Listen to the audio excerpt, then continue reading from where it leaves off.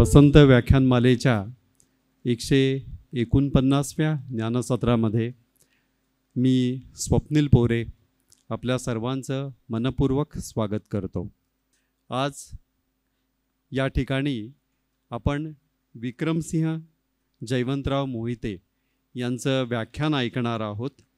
आपण टाळ्यांच्या गजरात मोहिते सरांचं स्वागत करूया। मराठा स्वराज्याची राजनीती हा मोहिते यांच्या आजच्या व्याख्यानाचा विषय आहे आणि हे व्याख्यान श्रीमंत थोरले बाजीराव पेशवे स्मृती व्याख्यान आहे। श्रीमंत थोरले बाजीराव पेशवे यांची उद्या 284वी पुण्यतिथी आहे आणि हे औचित्य साधून वसंत व्याख्यानमालेच्या या ज्ञानसत्रामध्ये दरवर्षीच्या प्रथेप्रमाणे हे व्याख्यान स्मृती व्याख्यान होत आहे। मला सांगायला अतिशय आनंद होतो की पेशव्यांचे थेट वंशज सौ आदितीताई आत्रे आज या ठिकाणी उपस्थित आहेत।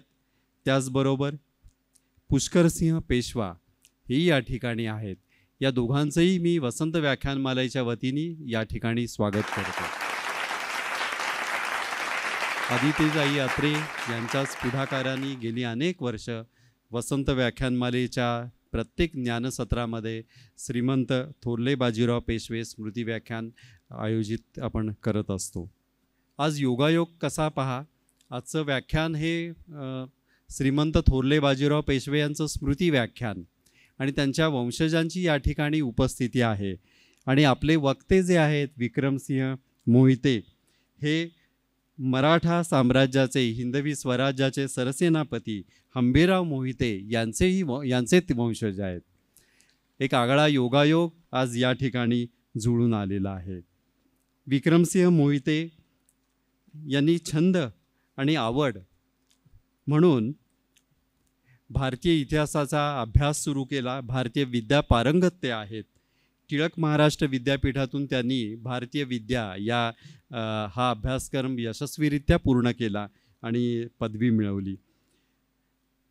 मध्ययुगीन इतिहासाचा सखोल अभ्यास आणि प्राचीन भारतीय तत्त्वज्ञान मराठ्यांच्या राजनीतीचे संबंध हे याचा बारकाईने अभ्यास विक्रमसिंह मोहिते यांनी केला। या दोघांमधील घनिष्ठ संबंधाचे अनेक धागेदोरे त्यांनी शोधून काही निष्कर्षापर्यंत ते पोहोचले आहेत। दक्षिण दिग्विजय म्हणजे दक्षिण भारत या मोहिमेच्या दरम्यान छत्रपती शिवाजी महाराज आणि सेनापती हंबीरराव मोहिते यांनी भेट दिलेल्या ठिकाणांचा अभ्यास करण्यासाठी मोहिते सरांनी हजारो किलोमीटरचा प्रत्यक्ष प्रवास केला आहे। पुढे त्यांनी प्रकाशित आणि अप्रकाशित मोडी लिपी कागदपत्रांचाही विस्तृत अभ्यासही केला। त्यांनी तलवारबाजीच्या पलीकडेचे मराठा स्वराज्याच्या राजनीती आणि सामरिक रणनीतीवर प्रकाश टाकणारे क्षात्रतेज या नावाचं पुस्तक अलीकडेच प्रकाशित केलं आहे। भोसले घराण्याशी शिवपूर्व काळापासूनचे संबंध तसेच छत्रपती शिवाजी महाराजांबरोबर अतिशय जवळून दूरगामी आणि आधारभूत काम केलेल्या सरसेनापती हंबीरराव मोहिते यांच्या घराण्यातील असल्याने व्यापक धोरणात्मक दृष्टिकोनातून मराठा इतिहास मांडणे ही त्यांची जबाबदारी आहे असं ते मानतात। त्यांची धोरणात्मक व्यवस्थापन पार्श्वभूमी आणि जागतिक अनुभव असल्यामुळे प्रेक्षकांसाठी किंवा श्रोत्यांसाठी आपण म्हणूया इतिहास सादर करण्याची एक अनोखी शैली मोहिते यांनी विकसित केली आहे। जरी मोहिते यांचा बहुतेक वेळ ऐतिहासिक अभ्यास, चिंतन, लेखन आणि व्याख्यान यासाठी वाहिलेला असला तरी ते एक सक्रिय समाजसुधारक आणि कार्यकर्ता देखील आहेत। एक चांगला शहरी समाज निर्माण करण्यासाठी शाश्वत शहरी जीवनशैली, नागरी सुविधा, घनकचरा कमी करणे आणि व्यवस्थापन यासारख्या उपक्रमांवर MCPSS या संस्थेचे अध्यक्ष या नात्याने मोहिते सक्रियपणे काम करतात। मी या व्यासपीठावर विक्रमसिंह मोहिते सरांचं स्वागत करतो आणि व्याख्यानमालेच्या आणि संस्थेच्या वतीने पुष्पगुच्छ देऊन त्यांचं स्वागत करतो।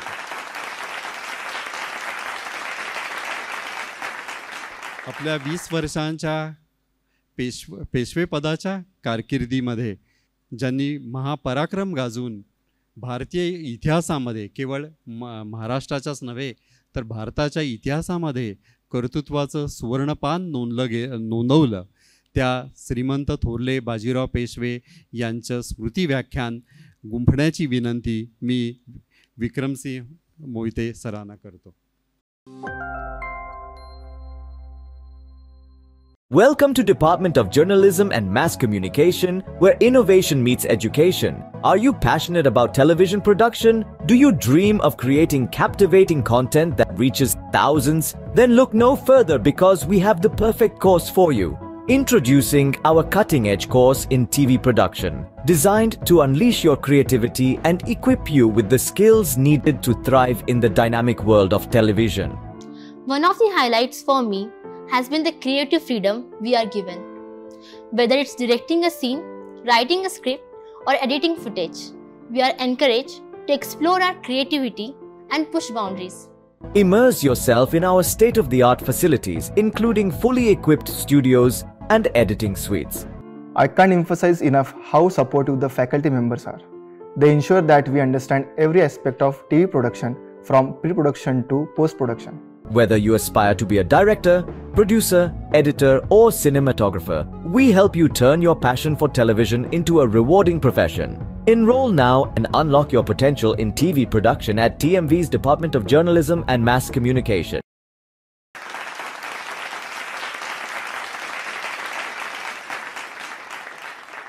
ओम नमो श्री विनायका सर्वसिद्धि प्रदायका अविद्या विघ्न निवारका भवतारका गणेशा. राजनीती म्हणजे काय? राजनीती म्हणजे राजकीय धोरण, मतप्रणाली, राज्यकारभार आणि त्यातील डावपेच. इंग्लिशमध्ये सांगायचं झालं तर statecraft, wisdom, skill and knowledge used in the administration and the overall management of Swaraj. तर या राजनीतीचा दूरगामी धोरणात्मक तसेच दैनंदिन आयुष्यावर होणारा परिणाम फक्त माणसांवरच नाही तर सर्व भूतमात्र प्राणीमात्रांवर होत असतो. The example of this is a simple analogy of the role of the mind in the body to that of the ruler in the nation. As the mind guides the body, so the ruler guides the country. हा विषय आणि त्यावर बोलण्यासाठी वसंत व्याख्यानमालेमध्ये संधी दिल्याबद्दल मी आयोजकांचे आभार मानतो आणि अभिनंदनही करतो, कारण राजनीतीवरील तत्व आणि सिद्धांतावर आधारलेली माहिती सर्वांपर्यंत पोचली पाहिजे. समाजाने याबाबतीत उदासीन राहून चालणार नाही असे मी मानतो. आज क्षत्रिय योद्धा बाजीराव पेशवे यांच्या स्मृतीप्रित्यर्थ व्याख्यान देण्याचं मला आमंत्रण मिळालं हे मी माझं भाग्य समजतो. वसंत व्याख्यानमालेचे आयोजक आणि आपण सर्व श्रोतेगण यांना मी विनम्र प्रणाम करतो. एखाद्या देशात कुठलाही राजा असो, लोकांनी निवडून दिलेली लोकशाही असो अथवा हुकुमशाही राज्यव्यवस्था असो, तसेच साम्यवाद, भांडवलशाही अशा कुठल्याही विचारसरणीचे राज्यकर्ते असोत, तरी त्या सर्वांचा उद्देश हा देशाचे संरक्षण, अर्थकारण आणि लोककल्याण हाच असतो. हे लोककल्याण कसे करायचे असे धोरणात्मक निर्णय त्या त्या काळाला अनुसरून व देशातील राज्यातील परिस्थितीप्रमाणे राज्यकर्ते करत असतात. त्याचा बरा वाईट परिणाम आपण समाजामध्ये आणि देशामध्येही बघत असतो. या विषयावरील तज्ज्ञ तत्त्ववेत्ते अनेक होऊन गेलेत. त्यापैकी Aristotle, Pluto, Socrates, can't, marks यांची नावे सर्वश्रुत आहेत. भारतामध्ये त्याही आधी आणि नंतरही अनेक तत्त्ववेत्ते होऊन गेले. त्यामध्ये बृहस्पती, भीष्म, विदुर, श्रीकृष्ण, शुक्राचार्य, कौटिल्य, कामंदक तसेच पुराणकर्ते, आचार्य असे अनेक विचारवंत आणि तत्त्ववेत्यांनी राजधर्म, राजनीती, क्षत्रिय धर्म, अर्थशास्त्र, नीतिशास्त्र या विषयांवर भरपूर चिंतन आणि लेखन केलेले आहे. त्यातील बरेचसे सिद्धांत हे आजही लागू आहेत. त्यामुळे या विषयाचा अभ्यास हा कालबाह्य झालेला नाही, ही आनंदाची बाब आहे. राजधर्म मुख्यतः क्षत्रिय धर्म, क्षात्र तेज या कर्तव्यपर जबाबदारीमध्ये मोडतो. इथे जात अथवा राजेशाही, उच्च नीचपणा याची चर्चा अपेक्षित नाही आहे. तर एखाद्या व्यक्तीने स्वधर्म ओळखून व अंगीकारलेला मार्ग जर क्षत्रियाचा असेल तर तो मार्ग म्हणजेच राजधर्माचा मार्ग होय. छत्रपती शिवाजी महाराज एक अशी आदर्श क्षत्रिय धर्म निपुण व्यक्ती होऊन गेली की त्यांनी फक्त क्षात्रधर्मच स्वीकारला नाही, तर त्याची अभ्यासपूर्ण प्रामाणिक अंमलबजावणी अतिउच्च प्रतीची केलेली आपल्याला दिसते. आता तुम्ही म्हणाल क्षत्रिय म्हणजे काय, आणि हे आपल्याला बघितलं तर आपल्याला अजून ह्या गोष्टी शिवाजी महाराजांच्या व्यक्तिमत्वाच्या पटतील. महाभारताच्या शांतीपर्वामध्ये भीष्म म्हणतात की रक्षणम सर्वभूतानामिति क्षात्रम परम मतम, म्हणजे देशात सर्व भूतमात्रांचे शत्रूपासून रक्षण करणे हे क्षत्रियाचे प्रथम कर्तव्य आहे. दुसरे क्षत्रियाचे वर्णन आहे की जो आपल्या भौगोलिक क्षेत्राचे रक्षण करतो आणि हे सुनिश्चित करतो की सर्वजण आपापल्या धर्माचे म्हणजे कर्तव्याचे पालन करत आहे, तो क्षत्रिय. माझ्या बोलण्यामध्ये व्याख्यानामध्ये धर्म हा विषय बऱ्याच वेळ येईल, आणि इथे धर्म म्हणजे तुमचं व्यक्तिमत्व, तुमच्या अंगचे गुणधर्म आणि त्या गुणधर्माला अनुसरून कर्तव्य हे अपेक्षित आहे. तर जो आपल्या धर्माचे आपापल्या धर्मांचे आणि कर्तव्यांचे पालन करायला लावतो सर्वांना, तो क्षत्रिय. महाभारतात पुढे भीष्म म्हणतात धर्माय राजा भवती न काम करणाय तू. राजाची उत्पत्ती हा धर्म म्हणजे कर्तव्यांचे रक्षणासाठी आहे, विलासासाठी नाही.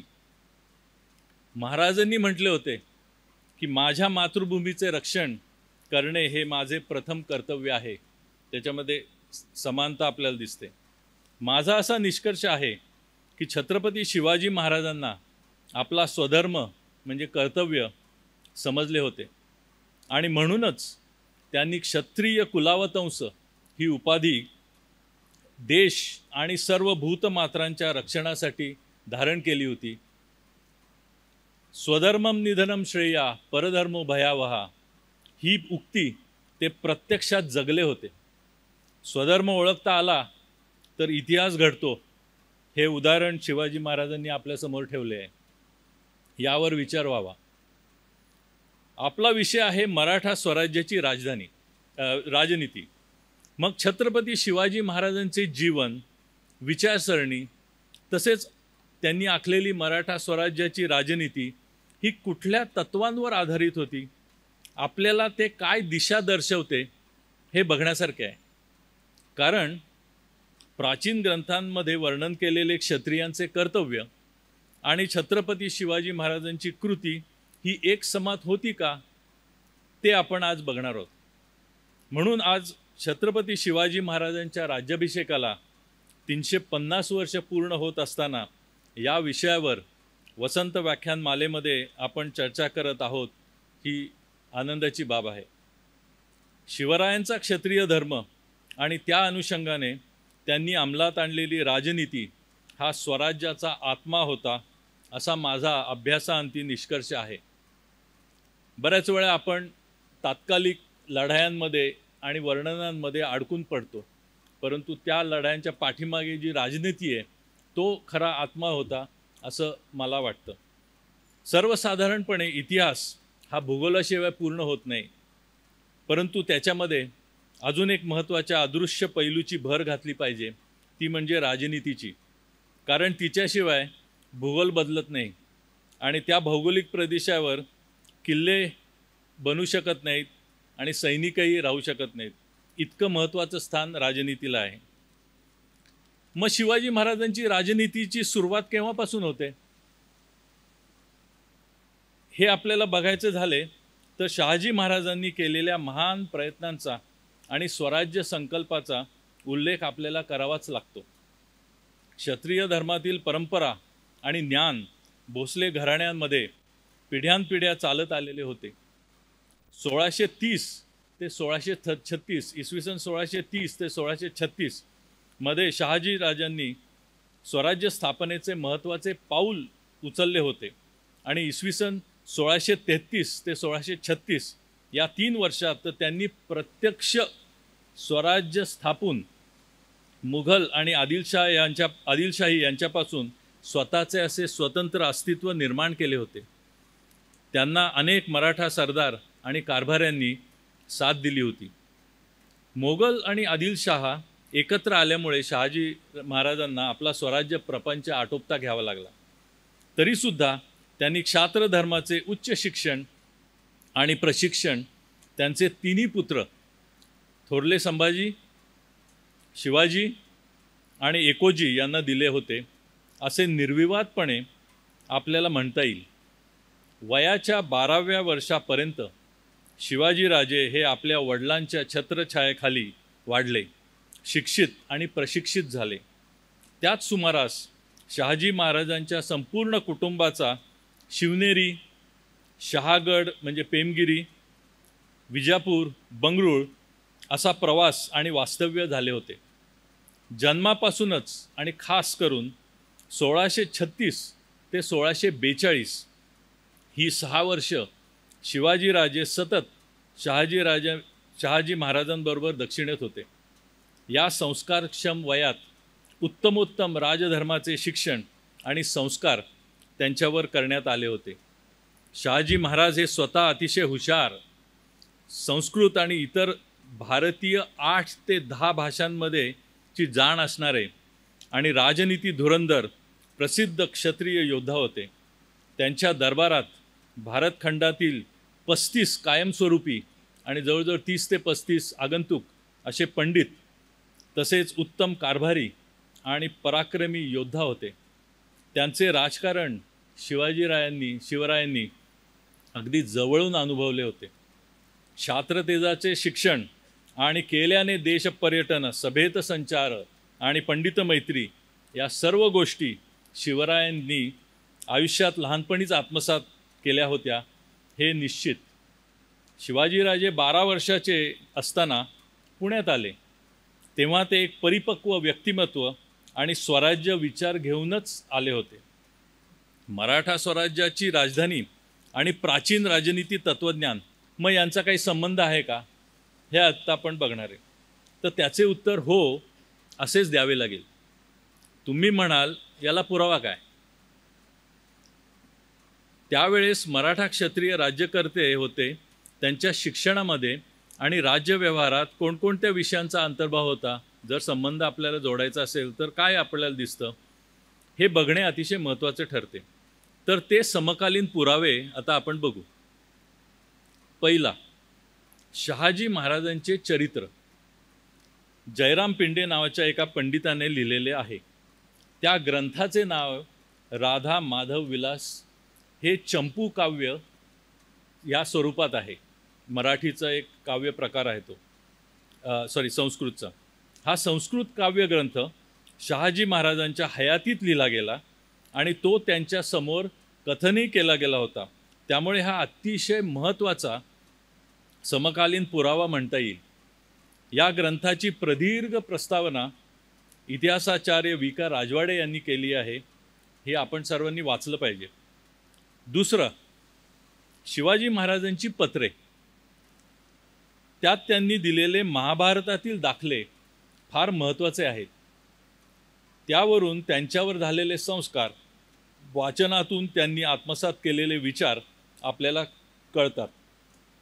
तिसरा, कवींद्र परमानंद हे आपण प्राचीन इतिहास आणि तत्वज्ञानाशी संबंध जोडायचा प्रयत्न करतो, त्याचेही उदाहरण आहेत. कवींद्र परमानंद यांनी शिवरायांच्या आदेशावरून श्री शिवभारत हा संस्कृत ग्रंथ महाराजांच्या जीवनावर रचला आहे. त्यामध्ये ते शिवाजी महाराजांचे शिक्षण आणि त्या अनुषंगाने शिवरायांनी अभ्यासलेले विषय, प्राचीन ग्रंथ, श्रुती स्मृती यांचा स्पष्ट उल्लेख करतात. चौथं, पंडित गागा भट्ट आपल्याला सर्वांना ऐकून माहिती आहे, यांनी लिहिलेला राजाभिषेक प्रयोग हा वैदिक परंपरेप्रमाणे प्राचीन भारतीय संस्कृतीची आठवण करून देणारा समकालीन ग्रंथ त्यांनी तयार केला होता. आणि हा शिवाजी महाराजांच्या राज्याभिषेकाच्या वेळेस तयार करून घेतला होता, कारण त्यावेळेस कुठलाच संदर्भ उपलब्ध नव्हता, त्यामुळे त्यांनी फार मोठं कार्य केलं आहे. पाचवा, छत्रपती शिवाजी महाराजांचा राज्याभिषेक प्रसंगी राजव्यवहार कोश नावाचा महत्त्वाचा ग्रंथ त्यांनी लिहून घेतला होता. त्यामध्ये त्यांच्या आधी 400 वर्षाच्या पारतंत्र्यामुळे व्यवहारात प्रचलित झालेले 1800 फारसी आणि अरबी शब्द बदलून त्याऐवजी संस्कृत अथवा मराठी शब्द राजव्यवहारात वापरण्यासाठी प्राचीन ग्रंथांचा आधार घेऊन बनवून घेतला होता. यावरून शिवाजी महाराजांचे संस्कृत भाषेचे ज्ञान आणि मराठी भाषेबद्दलचा आदर दिसून येतो.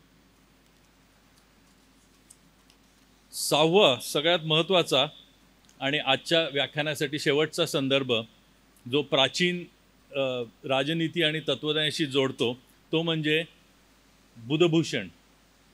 संभाजी महाराजांनी लिहिलेला बुधभूषण या ग्रंथामध्ये 33 प्राचीन ग्रंथ अभ्यासून त्यावरून निष्कर्ष काढून बुध म्हणजे शहाणा, आणि ते स्वतः राजा होते, त्यामुळे राजाला शहाणा बनवणारं आणि भूषण ठरतील असे महत्त्वाचे विषय एकत्र करून 833 संस्कृत श्लोकांचा ग्रंथ संभाजी महाराजांनी तयार केला आहे.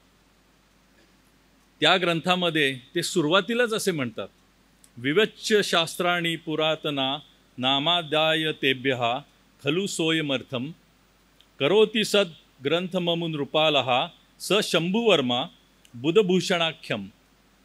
अर्थात प्राचीन विचारवंतांनी प्रणीत केलेल्या राजनीती शास्त्रांचे चिकित्सक विवेकी विवेचन करून त्यातून योग्य तो स्वीकारण्यायोग्य अर्थ घेऊन आम्ही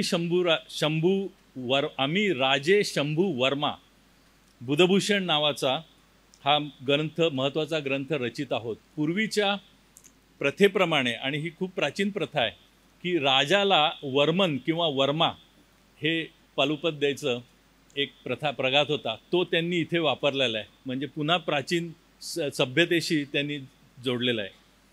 ह्याच्यामध्ये आपल्याला काय दिसतं तर ॲप्लिकेशन ऑफ माइंड, विवेक आणि स्वीकारण्यायोग्य.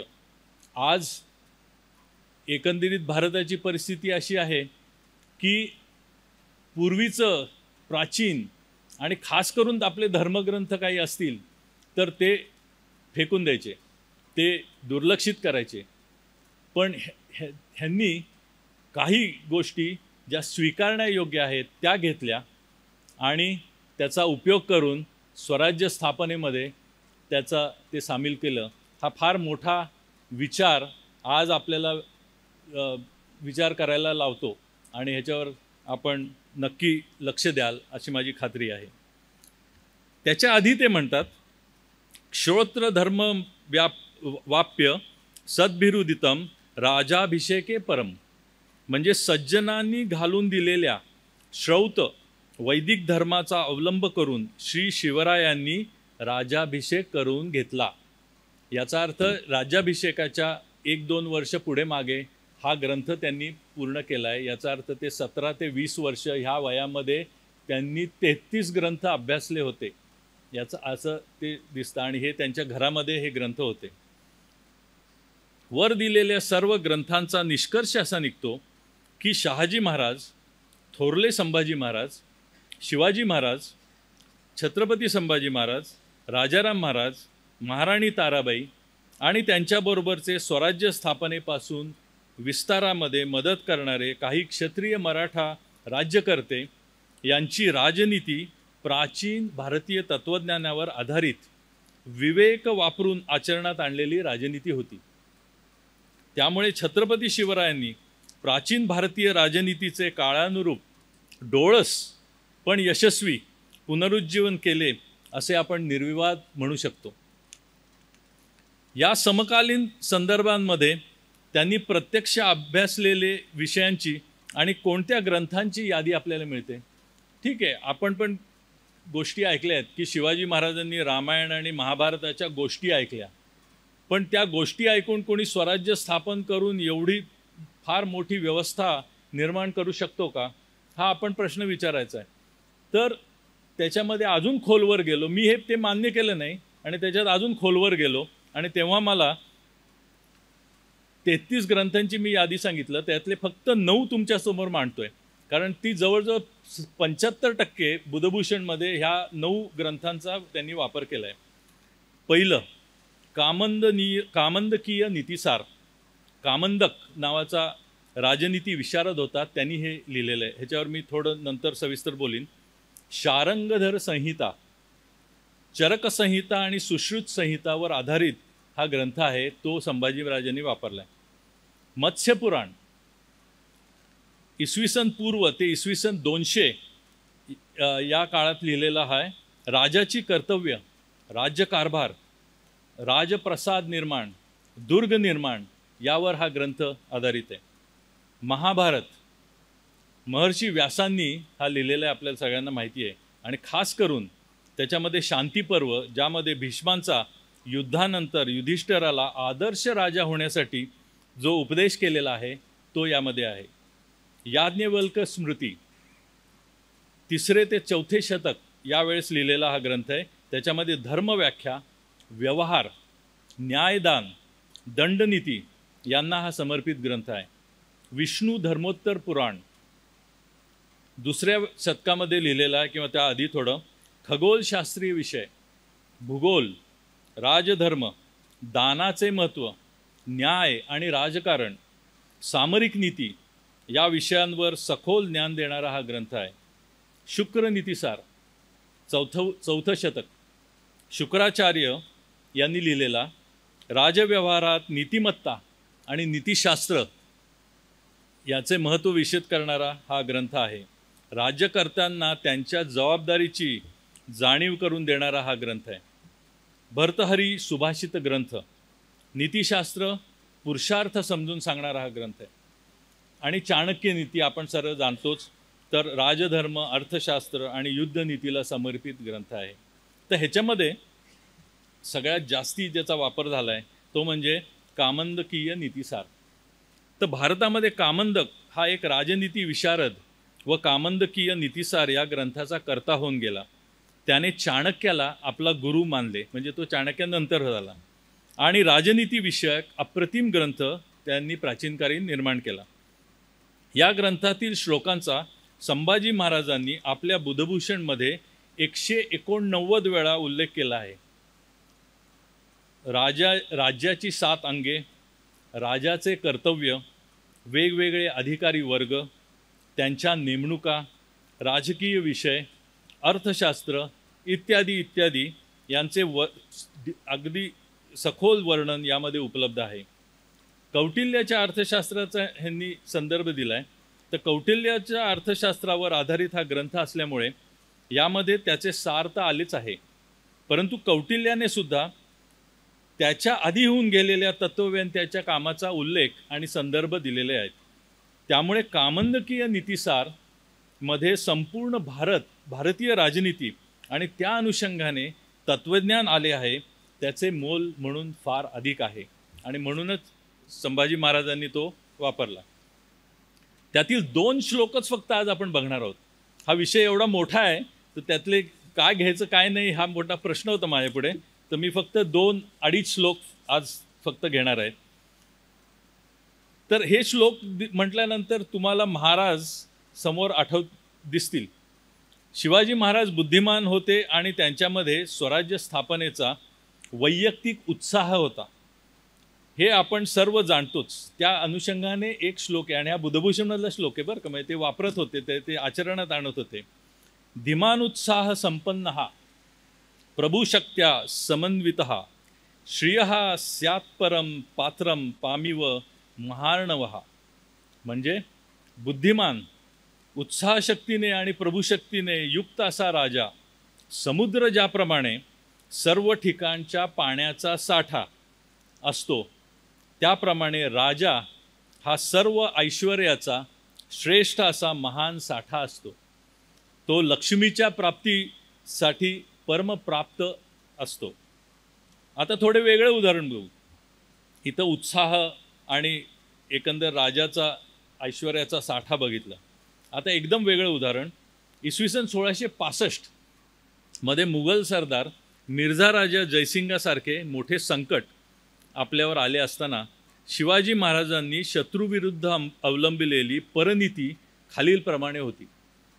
एखाद्या सामर्थ्यवान राजाने किंवा शत्रूने आक्रमण केले तर स्थायी ऐश्वर्याची इच्छा करणाऱ्या राजाने वैतसी वृत्ती म्हणजे संकट असेपर्यंत दबून नम्रतेने राहण्याचे धोरण स्वीकारावे. अशा वेळी सर्पवृत्ती, ही भाषा बघा किती सुंदर आहे, अशा वेळी सर्पवृत्ती म्हणजे एकदम हल्ला करणे राजांनी अवलंबू नये. 1666 ते 1669 या दरम्यान म्हणजे आग्र्यावरनं परत आल्यानंतर महाराजांनी एकदम नम्र धोरण स्वीकारून वैतसी वृत्ती धारण केली होती. वैतसी म्हणजे वात म्हणजे लवाळं.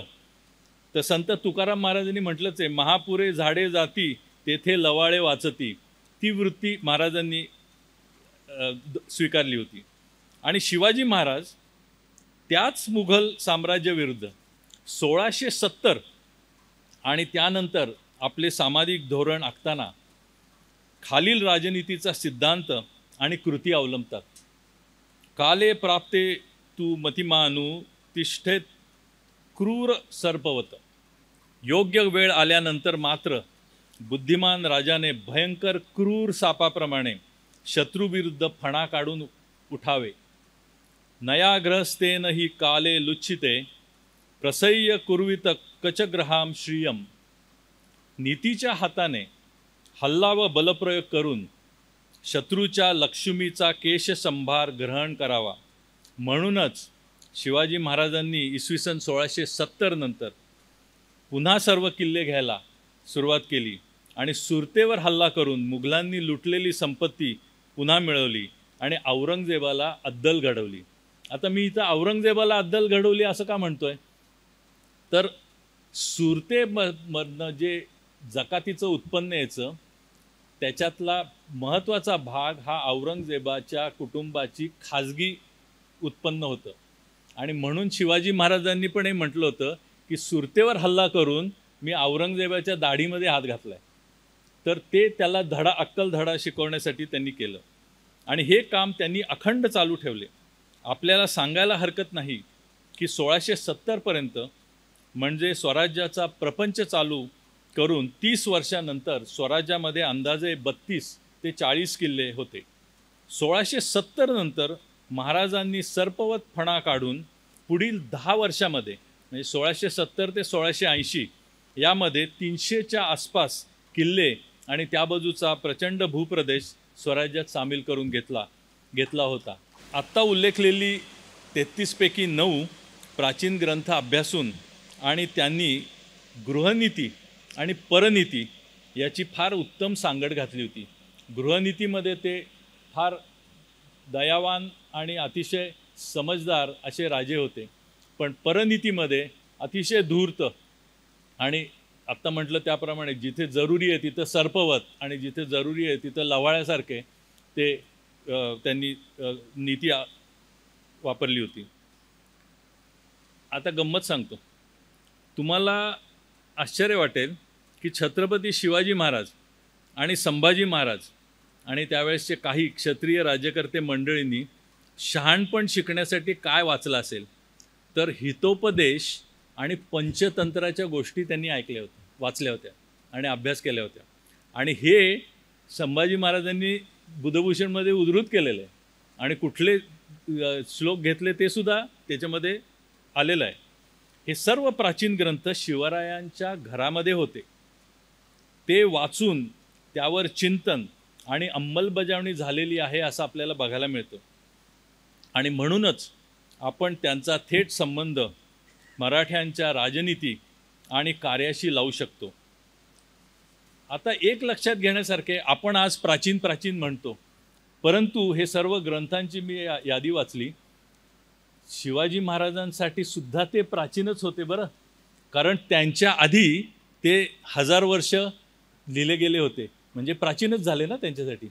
तर ते महत्त्वाचं. पण त्यांनी योग्य हा शब्द वापरला आहे की ह्याच्यामध्ये सगळंच्या सगळं तसंच्या तसं नाही घ्यायचं. काळ बदलला आहे, 1000 वर्ष झाली आहेत, न भूतो न भविष्यती असा हा शत्रू आपल्या डोक्यावर बसला आहे. तर मग त्याच्यात स्वीकारण्यायोग्य काय आहे ते त्यांनी घेतलं, हे महत्त्वाची नोंद करण्यासारखं आहे. त्यामुळे स्वराज्य निर्मिती ही काही अचानक घडलेली घटना आणि कपातील वादळ नव्हते. विचारपूर्वक, धोरण आखून, प्रशिक्षण घेऊन, तयारी करून, शक्तिबुद्धी वापरून प्रयत्नपूर्वक साकार झालेले, टिकवलेले 17व्या शतकातील भक्कम तत्वांवर उभे राहिलेले हे स्वराज्य होते. आता पुढच्या विषयाकडे जाऊ. परदेशी इस्लामिक राज्यकर्ते भारतभूमी पादाक्रांत त्यांच्या सांप्रदायिक आणि राजकीय धोरणाप्रमाणे भारतावर त्यांनी हल्ला केला होता. त्याच वेळेस म्हणजे इसवी सन 1192 म्हणजे पृथ्वीराज चव्हाणाचा दिल्लीवर हल्ला झाला त्यावेळेस, ते 1568 का म्हणतो तर कलिंगाचं मोठं सार्वभौम राज्य नाश पावलं म्हणून 1568 मी धरतो येते. ही 376 वर्षाचा काळ होता. आज आपल्याला स्वातंत्र्य मिळून 70-75 वर्ष झाली तर आपल्याला वाटतं की केवढा काळ गेलाय. इथे 376 वर्षाचा हा काळ गेला आहे. आणि त्याच्यानंतर आदिलशाही, मोगलशाही, कुतुबशाही, पोर्तुगीज यांना 72 वर्ष मिळाली आहेत शिवाजी महाराजांचा जन्म होईपर्यंत स्थिरस्थावर व्हायला. म्हणजे 400च्या वरती वर्ष अखंडपणे भारतावर हल्ले होत होते आणि सतत पूर्णतया पारतंत्र्य, देयर वॉज नो रिव्हर्स, आपण खाली खालीच जात होतो. आणि अशा पार्श्वभूमीवर हे राज्य झालेलं आहे. तर त्यावेळेस म्हणजे आपल्या देशात सुद्धा सांप्रदायिक वातावरण, मंदिर स्थापत्य आणि अहिंसेचे वारे वाहत होते. कारण भारत एका वेगळ्या सांप्रदायिक आणि आध्यात्मिक पातळीवर पोचला होता. कारण आपण सर्व गोष्टी बघितल्या होत्या आणि आपण एका उच्च कोटीवर, जे मास्लोज हायरार्की म्हणतो, ते सेल्फ ॲक्च्युलायझेशनच्या लेवलवर पोचलो होतो. आणि इथे हे सगळे लोकांनी हल्ला केला, त्यामुळे आपण चक्क गडबडून गेलो. आता आपण 2 महत्त्वाचे संदर्भ बघणार आहोत आणि ते जे संत आहेत त्यांना आपण सगळे मानतो आणि त्यांनी भारतभर भ्रमण करून ह्या गोष्टी लिहिलेल्या आहेत आणि त्यामुळे हे अतिशय महत्त्वाचं आहे. एक शिवपूर्व काळातील आणि एक शिवजन्माच्या वेळेसची परिस्थिती काय आहे ती बघणार आहोत. पहिला संदर्भ आहे संत नामदेवांचा. त्यांचा काळ होता 1270, त्यांचा जन्म ते 1350, बरोबर, म्हणजे शिवपूर्व काळ. आता मी नामदेवांचे शब्द कोट करतो. पापाच्या राशी जळतील नामी, निश्चय हरिनामी नामा म्हणे. ते हरिनामाचं महत्त्व सांगतात. कलीची अंती म्हणजे अंती होणार कलंकी, मारील तो म्लेंछकी घोड्यावरी, फिरून धर्माची उभवील गुढी, कृतयुगी प्रौढी करी तोची, तोवरी साधन हरिनाम कीर्ती, संतांची संगती नामा म्हणे. म्हणजे कलियुगाच्या अंती घोड्यावर बसून कल्की येईल आणि मग म्लेंछांचा तो संहार करेल, अंत करेल. तर म्लेंछ म्हणजे अपवित्र, बरं का, संस्कृत शब्द आहे. अपवित्र म्हणजे अपवित्र, परकीय, आक्रमक म्हणून म्लेंछ म्हटलं जातं.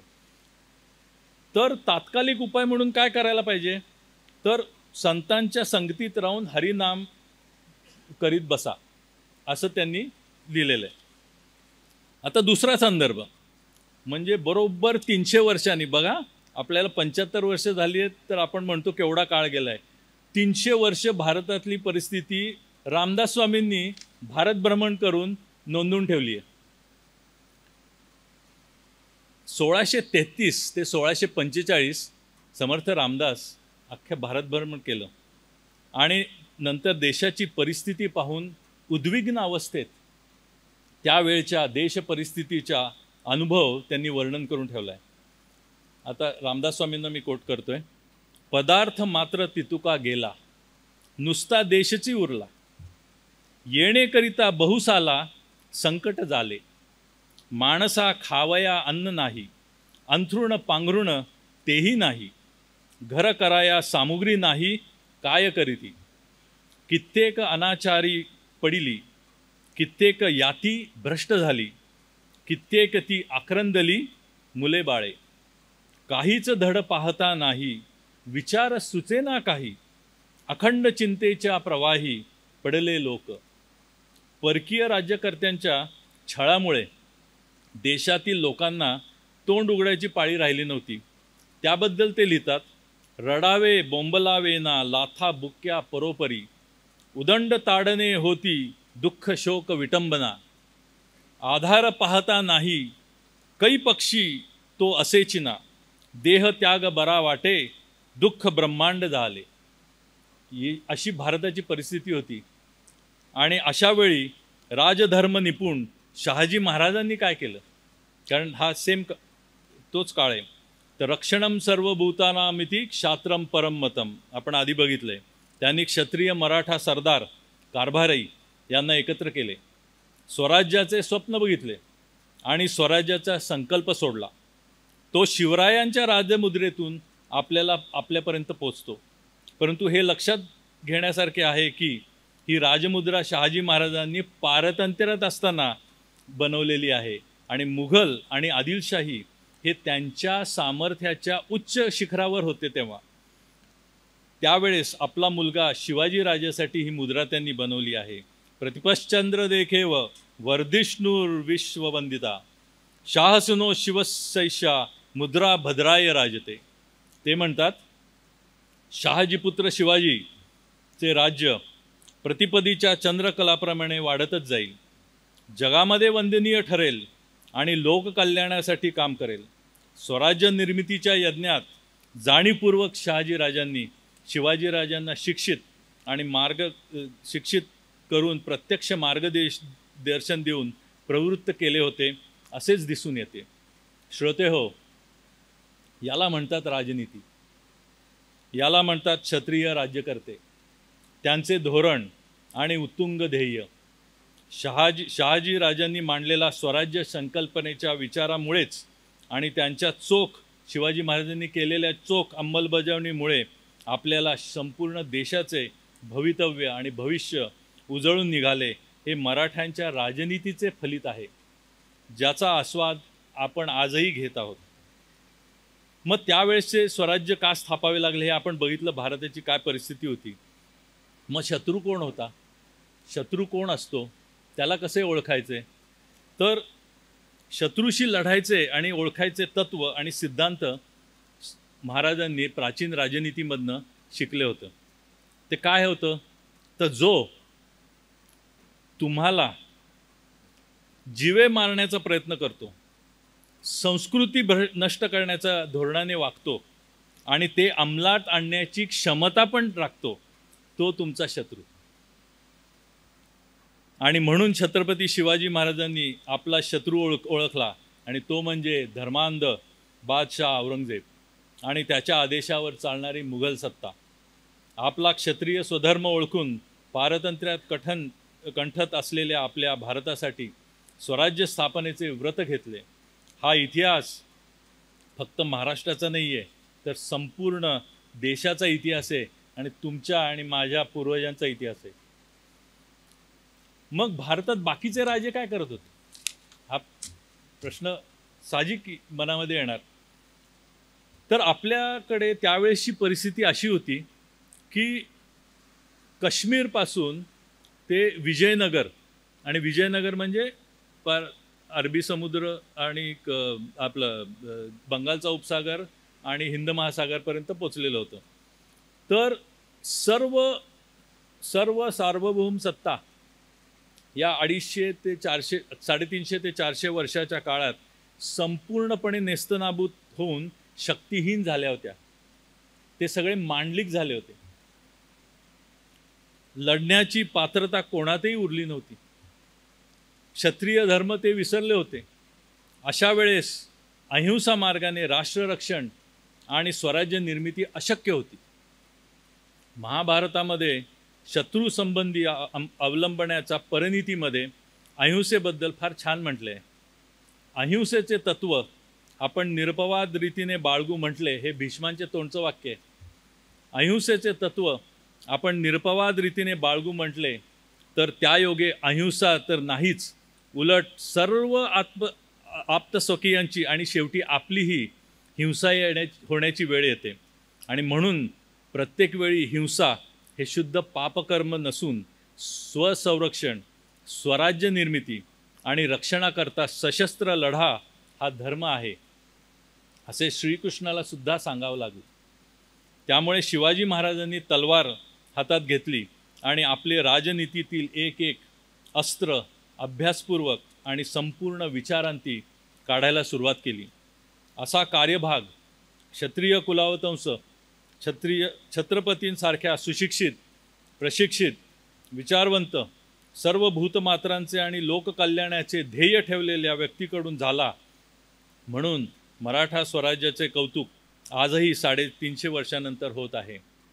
आपण 17व्या शतकातील मराठा राज्यकर्त्यांचे शिक्षण, प्रशिक्षण तसेच शहाजी महाराजांचे शिवरायांच्या जडणघडणीतील योगदान आणि स्वराज्य संकल्प, छत्रपती शिवाजी महाराजांची मुद्रा आणि त्यातून शहाजी महाराजांची राजनीती आणि दृष्टिकोन बघितला. आता ही झाली शिवाजी महाराजांची मुद्रा. शिवाजी महाराजांना त्यांच्या वडिलांनी दिली होती. मग आता शिवाजी महाराजांनी कोणाला मुद्रा दिली होती का आणि त्यामध्ये काय लिहिलं आहे ते आपण बघू. 1670 ते 1680 या 10 वर्षातील काळात स्वराज्याचा सर्वात जलद विस्तार होण्यासाठी छत्रपतींना सहाय्यभूत ठरलेले आणि त्यांचे एक महत्त्वाचे सहकारी म्हणजे सरसेनापती हंबीरराव मोहिते यांची काहीशी अपरिचित मुद्रा काय सांगते आणि यातून महाराजांचा दृष्टिकोन आणि हंबीरराव मोहितेंचे व्यक्तिमत्व आपल्या लक्षात येईल. राजनीतीचा अजून एक सुंदर पैलू उलगडला जाईल. त्यांची मुद्रा अशी आहे, श्री मच्छी व महानुभाव सेनाधीश हंबीरराव. याचा अर्थ अलभ्य म्हणजे दुर्मिळ, सत्यनिष्ठ, विचारवंत सेनाधीश हंबीरराव असा होतो. आपला सेनापती सत्यनिष्ठ आणि विचारवंत असावा हे सेनाधीश या शब्दाच्या अगोदर आलेल्या महत्त्वाच्या वर्णनावरून महाराजांचे सेनापतीमध्ये बघण्याचे तलवारबाजीच्या पलीकडचे गुण आणि अपेक्षा आपल्याला दिसून येतात. वैयक्तिक शौर्य असलेले अनेक सरदार असतात, परंतु प्रखर सत्यनिष्ठा आणि स्वतःचे स्वतंत्र विचार असणारा आणि तेवढाच स्वराज्याशी एकनिष्ठ, बघा किती डेडली कॉम्बिनेशन आहे, तेवढाच स्वराज्याशी एकनिष्ठ, पराक्रमी, दुर्मिळ व्यक्ती ओळखणे आणि त्याला सेनापती पदासाठी पसंती देणे ही महाराजांची एक वेगळीच संकल्पना आपल्याला दिसून येते. सर्वसाधारण असं बघितलं जातं, जे पराक्रमी असतात किंवा डायनॅमिक नेते असतात ते आपल्या खाली जास्ती होतकरू किंवा फार डायनॅमिक लोकांना नेमणूक करत नाहीत. पण इथे त्यांनी बरोबर वेगळं केलेलं दिसतंय आणि त्याप्रमाणे सरसेनापती हंबीरराव मोहिते यांनी कार्य करून दाखवले हे सर्वश्रुतच आहे. त्यांच्या सेनापती पदाच्या कारकिर्दीत 65 ते 70 किल्ल्यावरनं 300 किल्ल्यापर्यंत स्वराज्य विस्तार झाला होता आणि स्वराज्याच्या अर्थकोशात पण मोठी भर पडली होती. तसेच सेनापतींबरोबरच इतर अधिकारी, पंतप्रधान, अष्टप्रधान मंडळातील सहकारी यांच्या निवडीचे निकषही छत्रपती यांना ज्ञात होते. त्यांचे व्यक्तिमत्व, गुण आणि कौशल्य यांची यादीच उपलब्ध आहे.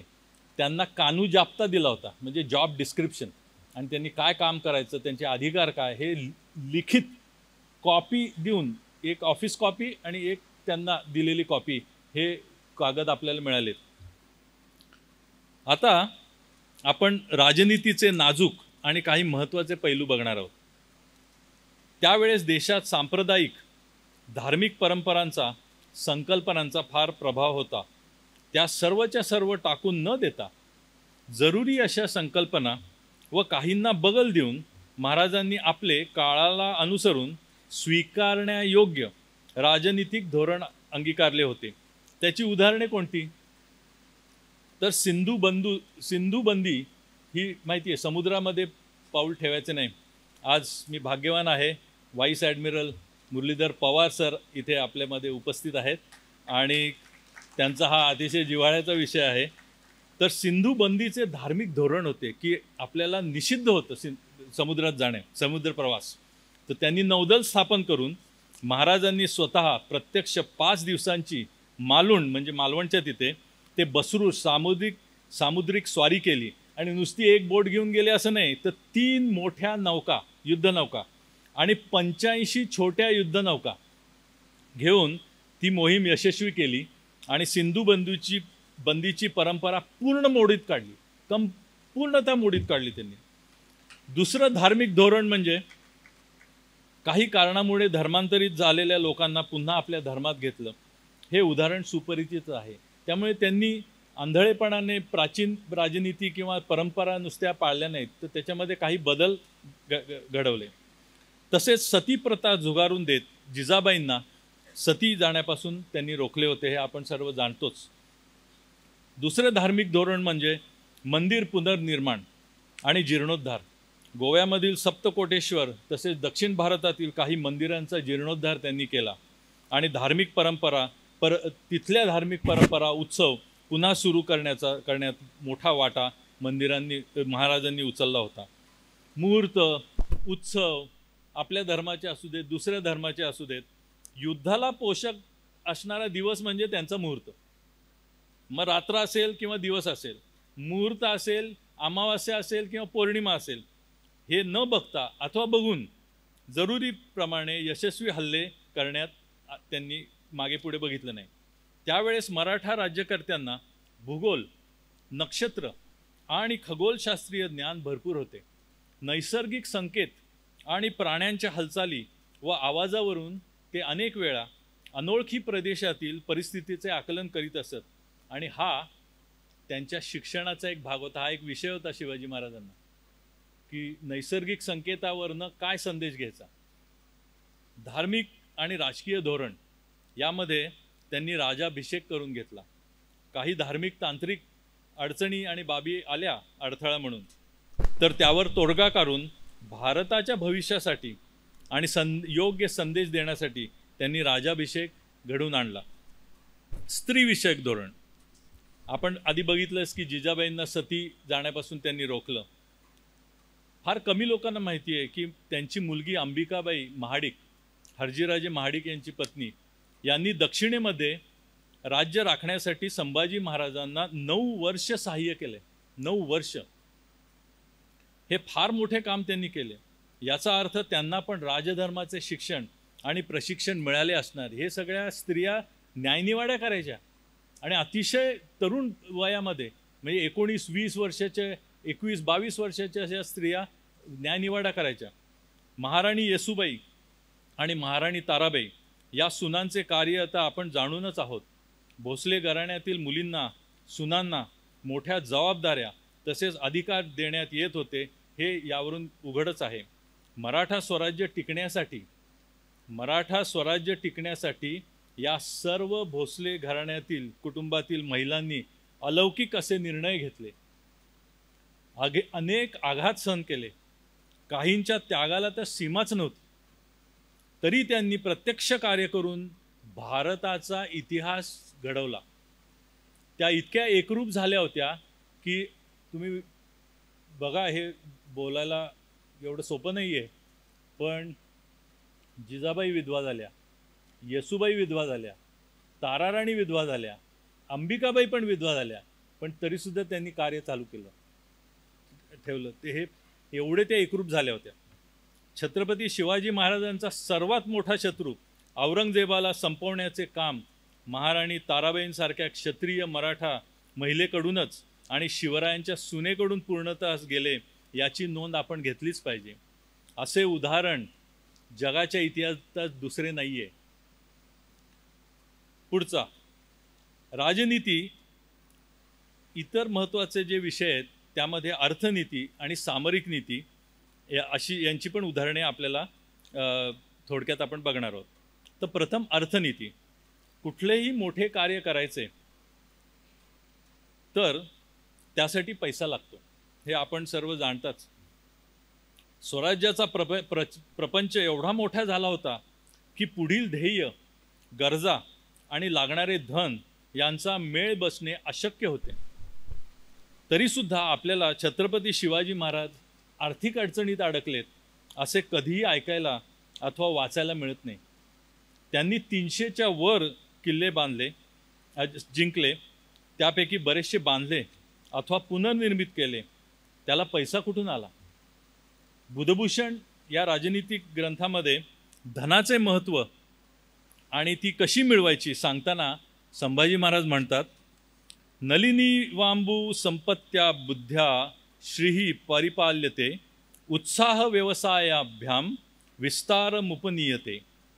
अर्थात ज्याप्रमाणे भरपूर पाणीरूप संपत्ती असेल तर सूर्यविकासी कमलपुष्पांचे पालन उत्तम प्रकारे होते, त्याप्रमाणे बुद्धीच्या द्वारे राजैश्वराचे लक्ष्मीचे संपोषण अभिसंवर्धन राजाने करावे. ते ऐश्वर्य कसे मिळणार? तर उत्साह आणि निश्चय, उद्योग आणि व्यापार यांच्या बळावर विस्तार पावते. महाराजांनी काय केलं याच्यावर?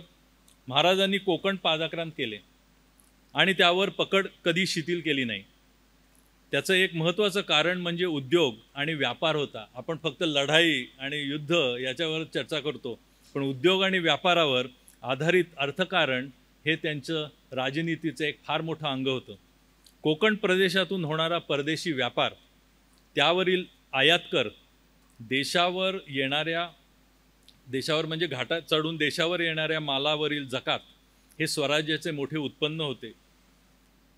त्यांनी समुद्रावरून आखातापर्यंत व्यापारासाठी जहाज बांधणी म्हणजे मर्चंट नेव्ही आजच्या भाषेत तयार करून व्यापाराला मोठी चालना दिली, मोठ्या प्रमाणात दिली.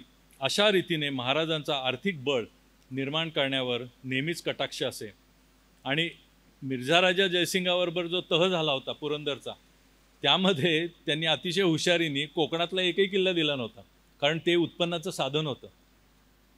या धनाच्या जोरावरच स्वराज्याची लष्करी शक्ती क्षमता मोठ्या प्रमाणामध्ये वाढवण्यात आली. घोडदळ 1,05,000, पायदळ 1,00,000, मराठा नौदलामध्ये 9 प्रकारच्या 640 युद्ध आणि व्यापारी नौका होत्या आणि त्यावरील सैनिक आणि खलाशी असे 20,000च्या आसपास असतील. 300च्या वर किल्ले आणि सर्व हे सगळं लष्करी सामर्थ्यावर आणि आर्थिक बळावरच उभं होतं, हे आपल्याला विसरता कामा नये. कौटिल्य म्हणतो, अर्थमूलो हि धर्मः, कोशमूलो हि दंडः, कोशाभावे दंड परम गच्छति, स्वामीन वाहंती, सर्वाभियोगकारश्च कोशो धर्म कर्म हेतुः, लंबबालनो हि दंडकोशस्य कोशकोशस्य दंडस्य च भवति. म्हणजे सैन्य हे पैशावर अवलंबून असतं. पैशाच्या अभावी ते शत्रूला जाऊन मिळते किंवा विघ्न उत्पन्न करते. अर्थ हे धर्म किंवा इच्छापूर्तीसाठी कारणीभूत आहे. सैन्याच्या जोरावर अर्थ संपादन करता येते आणि जतनही करता येते, परंतु मिळवलेले अर्थ म्हणजे पैसा आणि सैन्य हे दोन्ही अर्थाच्याच साह्याने टिकवता येते. हे विचार आजही घेण्यासारखे आहेत. त्यामुळे भारतीय राजनीती आणि तत्त्वज्ञान हे कालबाह्य झालेलं नाही आहे, ह्याच्यावरनं दिसतं. धर्म हे जरी एखाद्याला अंतिम साध्य वाटले तरी तो धर्म ज्या ऐहिक बळावर म्हणजेच अर्थावर अवलंबून आहे त्याची उपासना प्रथम केली पाहिजे. हे महाराजांना फार लवकर समजले होतं आणि हे खरं शिक्षण. असो, अंतिम शत्रू मुघल बादशाह औरंगजेब आहे हे आपण बघितलंच. तो एक ना एक दिवस दक्षिणेमध्ये सर्व शक्तीनिशी उतरणार आणि त्याचा मुकाबला करायचा तर आपल्याला आर्थिक पाठबळ लागणार. कारण शत्रू आला आणि वेढा घातल्यानंतर तुम्हाला पैसे गोळा करता येत नाहीत किंवा गोळा केले तर ते पोचू शकणार नाहीत, कारण शत्रूमध्ये आडवा आहे. त्यामुळे त्यांनी त्या काळी मुघलांविरुद्ध लढण्यासाठी जवळजवळ 1.5 लाख होन आर्थिक तरतूद करून ठेवली होती. एक होन म्हणजे 3.5 रुपये. 45 लाखाची त्यावेळेस, 50 लाखाची तरतूद त्यावेळेस त्यांनी करून ठेवली होती. त्याचा उपयोग छत्रपती संभाजी महाराजांना झाला. आता शेवटच्या टप्प्यात आपण सामरिक नीतीचा विचार करू, जो त्या काळातील परिस्थितीनुरूप राजनीतीचे एक प्रमुख अंग होते. स्वराज्याच्या सीमा सुरक्षित असल्याशिवाय, आणि आजही ते लागू आहे, लोककल्याण अशक्य आहे. इथे जर का हल्ले होत असतील, आपलं युक्रेन बघा, गाझापट्टी बघा, इस्रायल बघा काय चाललंय, तिथे युद्ध चालू असताना लोककल्याणाचे किती कामं ते करू शकतील, किती पैसा तिकडे वळू शकतील? तर नाही. जोपर्यंत जागतिक स्तरावर 2 देशातील समस्या लष्करी बळावर सोडवल्या जात आहेत, तोपर्यंत सामरिक युद्धनीती ही महत्त्वाची ठरणार आहे. त्यामुळे युद्ध नको किंवा असली भाषा करून काही उपयोग नाही, कारण ते आपल्या हातात नाही आहे. ही नीती छत्रपती शिवाजी महाराजांनी आपल्या कारकिर्दीत अतिशय लवकर आत्मसात केली, म्हणजे अर्थनीती आणि सामरिक नीती, आणि त्यावर कार्य केले. पुन्हा त्याचं उत्तम उदाहरण म्हणजे नौदलाची स्थापना. महाराजांना मिळालेली जी शहाजी महाराजांची जहागीर होती, त्यात त्यांना कोकण आणि समुद्रकिनारा लाभला नव्हता. महाराजांच्या राजनीतीचा भाग म्हणजे ज्याचे आरमार त्याचा समुद्र. आता तुम्ही विचार करा, हा मुलगा किंवा हा तरुण राजा कधी समुद्रावर गेला नसेल, परंतु ज्याचा आरमार त्याचा समुद्र हे विचार आले कुठून? तर त्यांच्या शिक्षणामुळे, त्यांच्या प्रशिक्षणामुळे. त्याप्रमाणे सुरुवातीला कोकणातील भौगोलिक प्रदेशांवर कब्जा, किनारपट्टीवरील किल्ले आणि मग सागरी किल्ले बांधून काढले.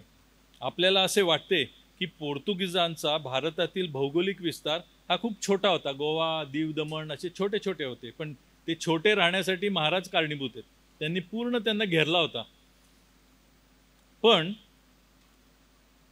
सामुद्रिक शक्तीमध्ये पोर्तुगीज त्यावेळेसचे जगातील सगळ्यात शक्तिशाली राज्यसत्ता होती. पोर्तुगीज भारतामध्ये 1510 पासून, शिवाजी महाराजांचा जन्म 1630, पोर्तुगीज स्थापन होऊन पोर्तुगीजांचं राज्य गोव्यामध्ये 1510 साली ते प्रस्थापित होते. मुघलांना सुद्धा, मुघल राज्यकर्ते होते, त्यांना सुद्धा मक्केला जावं लागायचं. जाण्याकरता परवाने पोर्तुगीजांचे घ्यावे लागायचे. 1613 मध्ये पोर्तुगीजांनी मुघलांचे सगळ्यात मोठे जहाज लुटून त्यावरील 500 लोकांची कत्तल केली होती. एवढे ते शक्तिशाली आणि मगरूर होते, आणि त्यांना शह देणं एवढं सोपं नव्हतं, जे महाराजांनी करून दाखवलं. शेवटी पोर्तुगीजांच्या एका अधिकाऱ्याने पोर्तुगीजला आपल्या राजाला पत्र पाठवलं, आणि 1667 आहे. मला शिवाजीची आणि त्याच्या शक्तिशाली आरमाराची भीती वाटते, असं त्यांनी लिहिलेलं. म्हणजे जगातला सगळ्यात मोठी सामुद्रिक शक्तीचा गव्हर्नर म्हणतोय मला भीती वाटते महाराजांची. तर सामरिक नीतीचा अजून एक अतिउत्तम नमुना म्हणजे दक्षिण भारत मोहीम, ज्याला दक्षिण दिग्विजय असेही ओळखले जाते. आपल्याला माहीतच आहे की छत्रपती शिवाजी महाराज प्रत्येक मोहिमेकरता, मग तो एखादा गड सर करणे असो किंवा प्रदेश काबीज करणे असू दे किंवा इतर काही मोहीम असू दे, ते नेहमी आपले वेगळे धोरण आणि योग्य व्यक्तीची निवड अशा कार्याकरता करीत असत. या दक्षिण दिग्विजय मोहिमेसाठी छत्रपती शिवाजी महाराजांनी पराक्रमी आणि स्वराज्याचे अर्थशास्त्र समजलेल्या सेनापती हंबीररावांची परत निवड केली. आता अर्थशास्त्र समजलेला मी का म्हणतोय तुम्हाला आता कळेल. तर या मोहिमेचे वैशिष्ट्य काय होते, तर छत्रपती शिवाजी महाराजांच्या कारकिर्दीतील सर्वात महत्त्वाची आणि सगळ्यात मोठी राजकीय आणि लष्करी ही मोहीम होती. आणि ती एकंदर 2 वर्ष चालली. 1676च्या विजयादशमीनंतर हंबीरराव मोहिते या मोहिमेवर निघाले आणि त्यांनी सुरुवात केली. जानेवारी 1677 कोप्पळचा किल्ला जिंकून तेथील आदिलशाही पठाण सरदार हुसेन खान मियाणा त्यांच्यावर मोठ्या फौजेसह चालून आला. हंबीररावांनी त्यांच्याकडे 5,000चं सैन्य होतं आणि हुसेन खानाच्या 20,000 पठाणी सेनेचा धुव्वा उडवला. आदिलशहाचे 2,000 सैनिक मारले गेले आणि मराठ्यांचे फक्त 50 सैनिक किरकोळ जखमी झाले. म्हणजे काय युद्धकौशल्य असेल. आणि हे आपल्या इतिहासात नाही लिहिलं आहे, हे आदिलशाही फारसी दप्तरातनं आलेलं वर्णन आहे. एवढेच नाही तर हुसेन खान मियाणाला त्यांनी जिवंत पकडला आणि महाराजांसमोर गोवळकोंड्याला हजर केला. यात रणनीतीचा भाग म्हणजे कमीत कमी शक्ती वापरून मोठ्यात मोठ्या शत्रूचा पराभव करणे. आज आपण बिझनेसमध्ये प्रोडक्टिव्हिटी वापरतो. हे बघा, प्रोडक्टिव्हिटीचं उत्तम उदाहरण.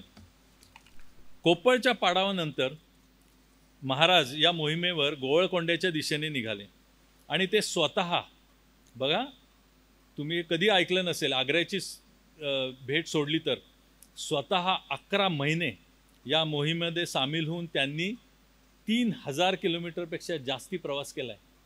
हे आपल्या इतिहासामध्ये प्रकर्षाने लिहिलंच गेलं नाही आहे. जाताना त्यांच्याबरोबर मराठा घोडदळ आणि पायदळातील सगळ्यात महत्त्वाचे सरदार आणि सगळे कारभारी होते. तसेच 55,000ची फौज त्यांनी बरोबर घेतली होती. एवढी मोठी फौज घेऊन महाराजांनी दुसरी कुठलीही मोहीम आखल्याचं माझ्या वाचण्यात अथवा ऐकण्यात नाही. अर्थात गोवळकोंड्यानंतर यातील फक्त 15,000 फौज घेऊन महाराज आणि हंबीरराव खोलवर कावेरी नदीपर्यंत दक्षिणेत उतरले.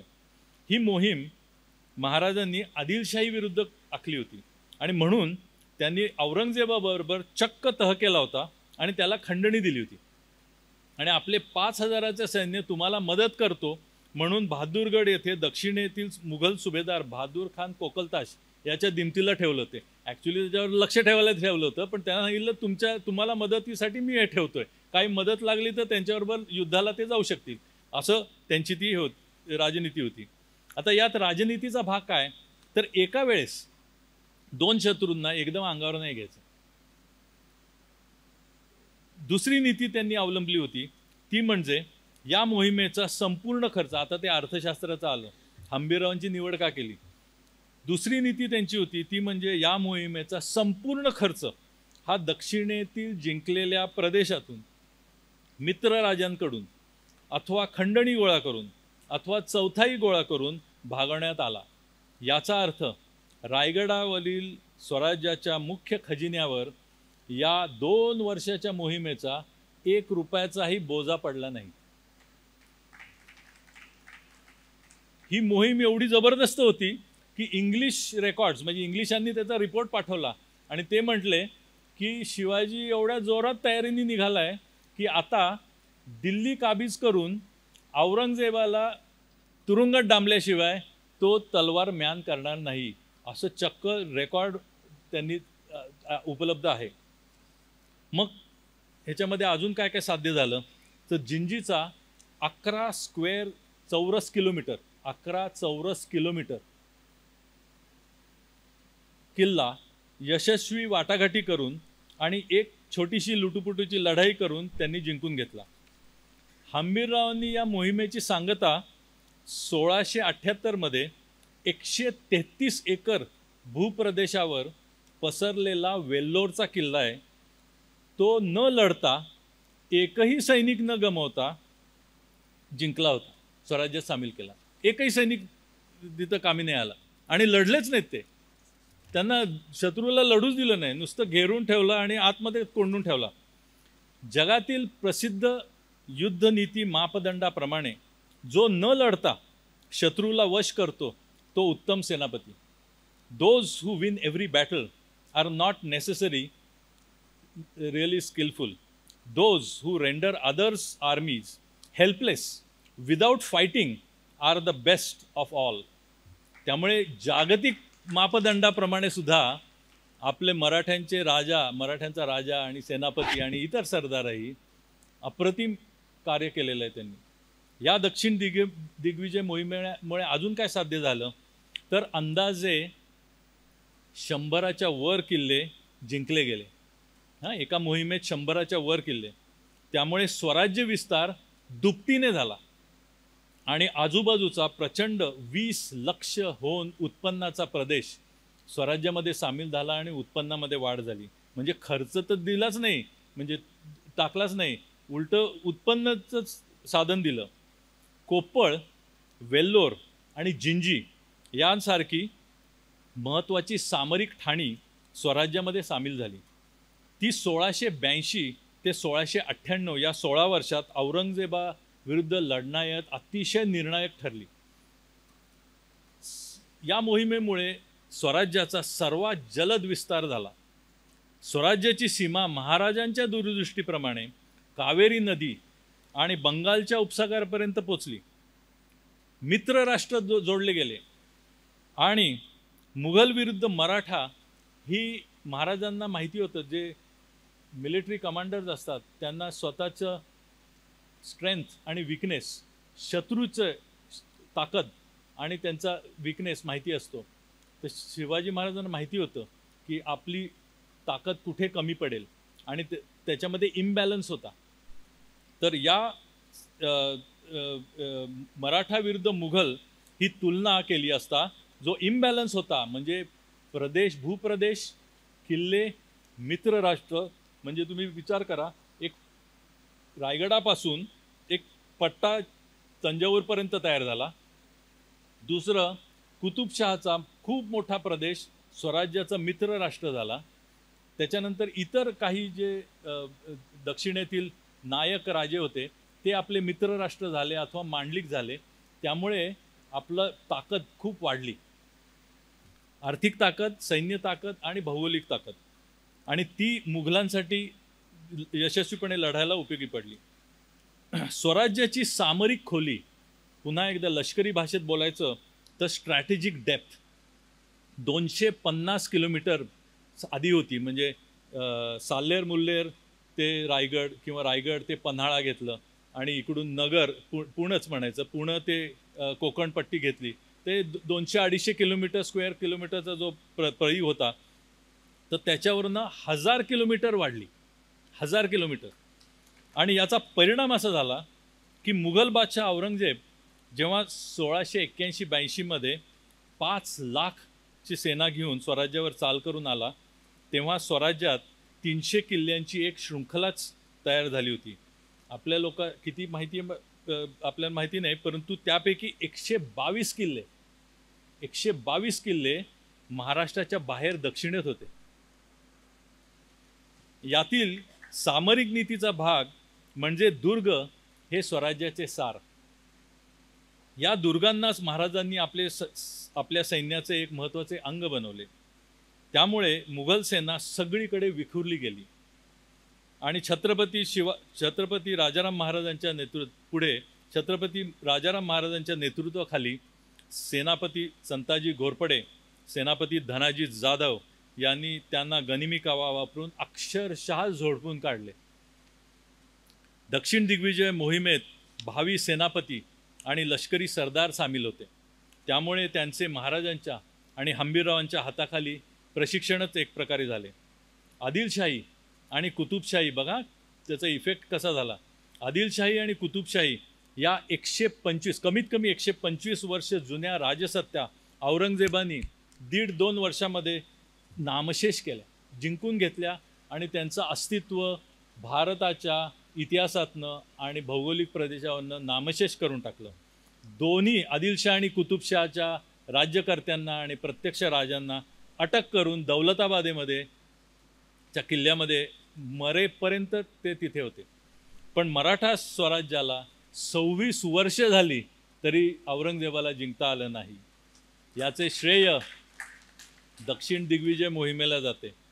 त्या अंतर्गत जिंजीची वैकल्पिक राजधानी निर्माण केल्यामुळे पुढे जाऊन 1689 ते 1698 मराठ्यांचा राजा राम वाचला, महाराणी ताराराणी वाचली, छत्रपतींची गादी वाचली आणि मराठा स्वराज्य वाचले. आपल्यापैकी किती जणांना माहीत आहे याची कल्पना नाही, पण भारताच्या इतिहासामध्ये सगळ्यात जास्ती काळ एखाद्या किल्लेला दिलेला वेढा म्हणजे हा जिंजीचा वेढा होता आणि त्याच्यामध्ये राजाराम महाराज आणि ताराराणी आतमध्ये जिंजीत. हा साधासुद्धा वेढा नव्हता. तर मुघल साम्राज्याचा वजीर म्हणजे पंतप्रधान, शहाजादा राजपुत्र आणि सरदार जुल्फिकार खान यांच्या नेतृत्वाखाली पडलेला हा वेढा होता, जो छत्रपती राजाराम महाराज आणि महाराणी ताराबाई यांनी समर्थपणे मुत्सद्देगिरी वापरून आणि लष्करी मुकाबला करून अयशस्वी केला आणि तिथून आपली सुटका करून घेतली. पण त्याला 8 वर्ष लागली. 8 वर्ष ते वेढ्यात होते. पण औरंगजेबाच्या लढाई ह्याच्यामध्ये काय झालं, औरंगजेब ह्यावेळेस बऱ्याच वेळ 4 वर्ष तुंगभद्रेच्या काठी गलगली नावाचं गाव आहे तिथं राहिला होता. त्याला कळेना वर जावं की खाली जावं, कारण खाली गेलं तर मराठे उरलेले वरती जातील आणि दिल्ली काबीज करतील. खाली आले, वरती गेला तर मराठ्यांचा राजा तर खाली बसलाय. त्यामुळे अशा परिस्थितीत तो मध्ये अडकून पडला होता. पण मुघलांची परिस्थिती काय झाली तर if the army is exposed to a prolonged campaign the nation's resources will not suffice. Maharani ताराबाईंच्या युद्धकौशल्य आणि पुरुषार्थामुळे सत्तांध औरंगजेब शेवटी नामोहरम झाला. आलमगीर बादशाह, आलम दुनियेचा बादशाह म्हणून त्यांनी स्वतःला उपाधी घेतली होती. तो जगातील बलाढ्य आणि गर्भश्रीमंत राजा होता. प्रचंड सेना घेऊन दक्षिणेत मराठ्यांना नेस्तनाबूत करायला उतरला होता. त्याची परिस्थिती काय झाली, आणि तो उत्तम सेनापती होता, त्याची परिस्थिती काय झाली तर 5 पिढ्यांची गंगाजळी संपून शेवटी तो कफल्लक अवस्थेत आणि असफल होऊन महाराष्ट्रामध्ये मरण पावला. महाराणी ताराबाईंच्या या न भूतो न भविष्यती कामगिरीबद्दल गदिमा अडगुळकर यांनाही काव्यरचनेचा मोह आवरता आला नाही. ते लिहितात, सम्राज्ञी ना समर कुशला, म्हणजे नुसती राणी म्हणून मिरवत नव्हती तर समर म्हणजे युद्धकुशल अशी ती राणी होती. सम्राज्ञी ना शमर कुशला लोकनेत्री प्रतापी, सत्तांधांना नमवनी रणी आपुले राज्य स्थापी. नारी नोहे अमर जगती ज्योतही पौरुषाची, तारा राणी जननी आमुच्या अस्मितेची यशाची. संताजी घोरपडे, धनाजी जाधव, रामचंद्रपंत अमात्य, शंकराजी नारायण तसेच मराठा स्वराज्याच्या या महाराणी ताराबाई यांच्या नेतृत्वाखाली लढलेल्या आपल्या आक्रमक फौजेने मुघलांना एवढे नामोहरम केले की त्यानंतर 100 वर्षात मोगल सत्ता कधीही डोके वर काढू शकली नाही. आणि पुढील मराठा राज्यकर्त्यांनी त्यांच्यावर संपूर्ण प्रभुत्व गाजून अटकपासून कटकपर्यंत राज्य उभारलं आणि फार मोठ्या प्रमाणात भारताचा भौगोलिक भाग आणि सत्ता काबीज केली. हे झालं मराठ्यांचं. पण भारतामध्ये इतर काय त्याचा उपयोग झाला तर राजपूत जे दबून होते त्यांनी डोकं वर काढलं. राजपूत, जाट, शीख आणि इतर राजांच्या सगळे राजे वर आले आणि हे त्यांच्या सत्ता पुन्हा उदयास आल्या.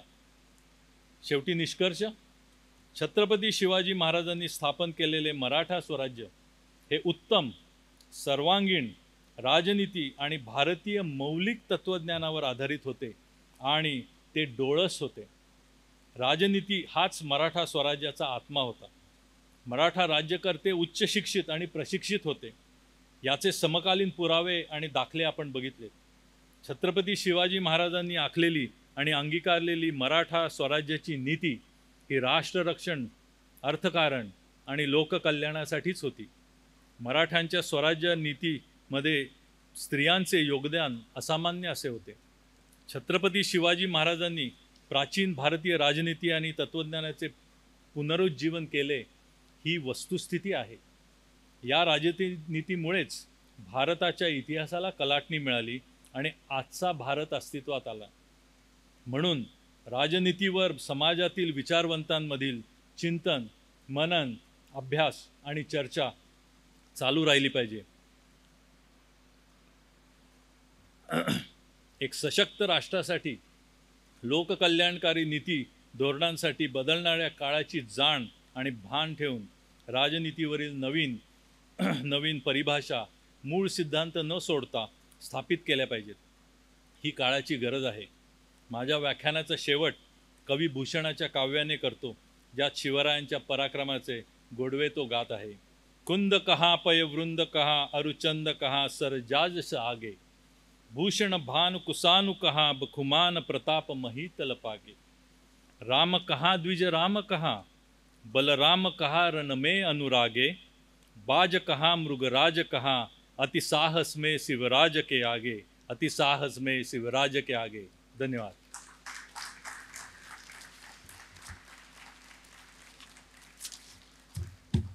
आज या ठिकाणी अनेक ज्येष्ठ व्यक्ती आलेल्या आहेत, त्याचा मी उल्लेख करणं आवश्यक समजतो. विशेषतः vice admiral Muralidhar Pawar sir, Jay Purandare आणि त्यांचे कुटुंबीय, सुमनताई किर्लोस्कर, इतिहास संशोधक पांडुरंग बलकवडे.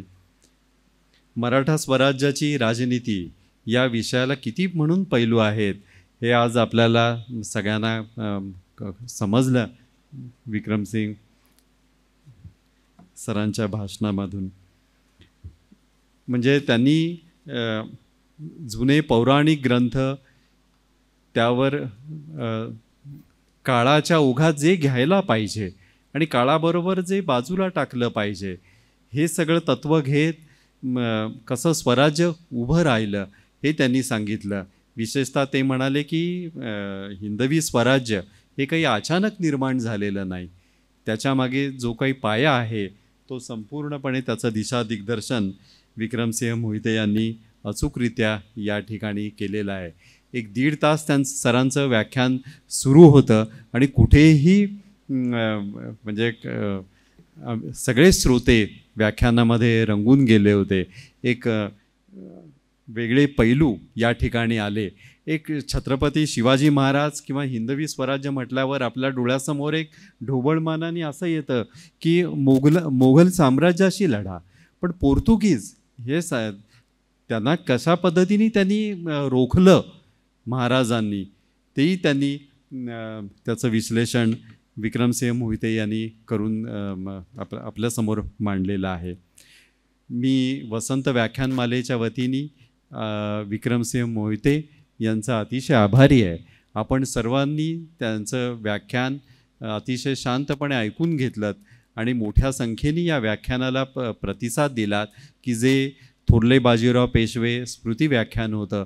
मी आपल्या सर्वांचेही आभार मानतो. उद्या याच वेळेला प्रदीप पाटील आपल्याशी विश्वमानव रवींद्रनाथ टागोर या विषयावर बोलणार आहेत, त्यासाठी आपण उपस्थित राहायचं आहे. त्याचबरोबर हे व्याख्यान सरांचं की पुन्हा पुन्हा ऐकावंसं वाटणारे विचार हे लवकरच यूट्यूबवरही